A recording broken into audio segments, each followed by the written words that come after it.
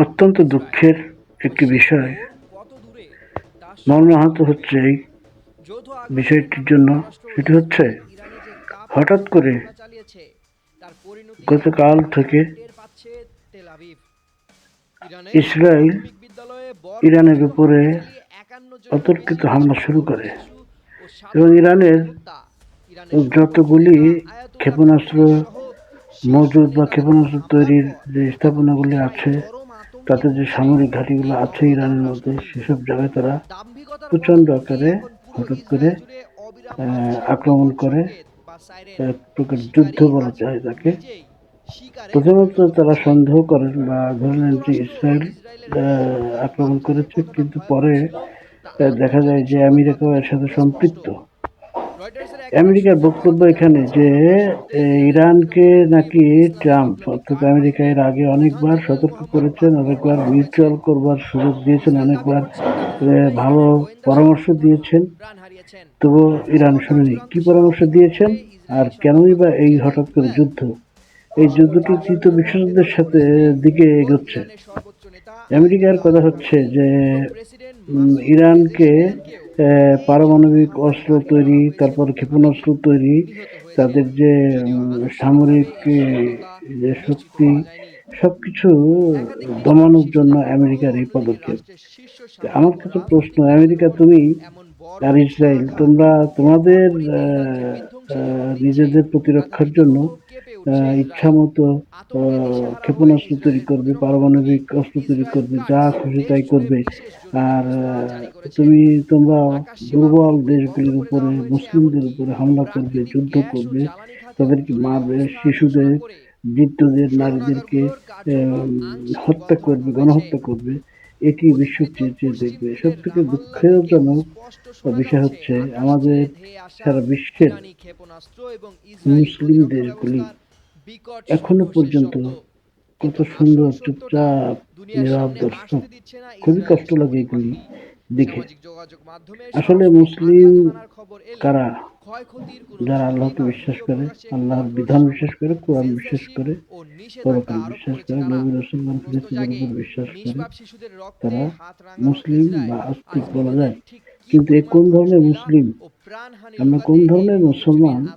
Saudi আরবের মতো দেশ, তারপরে তুর্কির মতো দেশ, যারা শক্তিশালী যে দেশগুলি আছে আমাদের বিশ্বে, তারা কেন চুপ থাকে বারবার? এর রহস্যটা কি?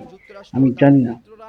এখন ইরান বসে নেই। ইরানও দেখে কতক্ষণ সহ্য করবে তারা। ইরানও ধৈর্য ধরেছে অনেকক্ষণ, তারপরে তারা তাদের মতো করে হামলা শুরু করেছে। ইরান মিডল ইস্টের অনেক কিছু কিছু দেশ আছে, যেসব দেশে আমেরিকার ঘাঁটি রয়েছে, সেখানে বাধ্য হয়ে তারা হামলা চালাচ্ছে। যেমন কাতার, তারপরে আপনার আবুধাবি, দুবাই, তারপরে জর্ডান, আরো কয়েকটি দেশে তারা হামলা চালাচ্ছে। এখন বিশ্ব সত্যি সত্যি এবার তৃতীয় বিশ্বযুদ্ধের দিকে এগোচ্ছে।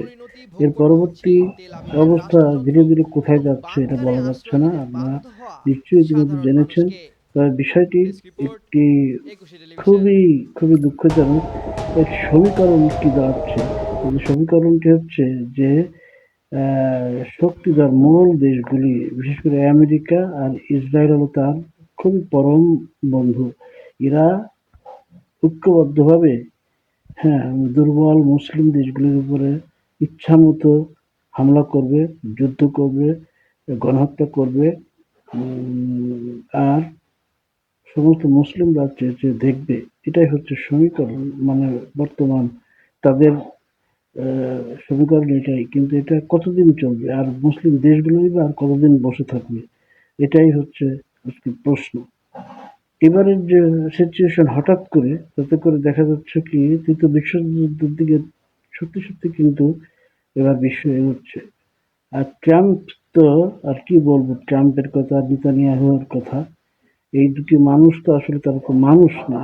তারা তো সারা বিশ্বের মোড়ল, তারা সারা বিশ্বের কল্যাণ চাই, ভালো চাই, একটু উপর থেকে, কিন্তু ভিতর থেকে তারা নরপিশাচ। তা আপনারা দেখেছেন এই যে মাঝে একটি ফাইল বের হয়েছে, জেফরিন এপস্টেইন, সেই ফাইলের মধ্যে এদের মতো লোক এই ট্রাম্পের মতো যে লোকগুলি যারা অত্যাচারিত তারা কিন্তু সবাই সেখানে এই ফাইলের মধ্যে আছে। তো এদেরকে মহান সৃষ্টিকর্তা দমন করুক, এটাই মহান সৃষ্টিকর্তার কাছে প্রার্থনা করি। আর সকল মুসলিম দেশগুলোকে মহান সৃষ্টিকর্তা হেফাজত করুন। এই রমজান মাসে এই দোয়া করছি, সকলে দোয়া করবেন যেন এই যুদ্ধ দ্রুতই থেমে যায়, তা নাহলে তৃতীয় বিশ্বযুদ্ধ যদি এবার সত্যি সত্যি বেঁধে যায়, পুরো মানব জাতির মানে সিংহভাগ শেষ হয়ে যাবে। আর তাদের টার্গেটই মানব জাতির বর্তমানে বিশ্বের যে ৭৭০-৮০০ কোটি মানুষ আছে এর মানে সিংহভাগ মানুষ কমিয়ে তারা পৃথিবীটাকে শান্তির রাজত্ব করবে। আর এইটা হলো তাদের টার্গেট। এই যে করোনা মহামারী এটাও ছিল তাদের একটা প্ল্যান। এটা তৈরি করা একটা ভাইরাস যাতে কোটি কোটি মানুষ মারা যায়।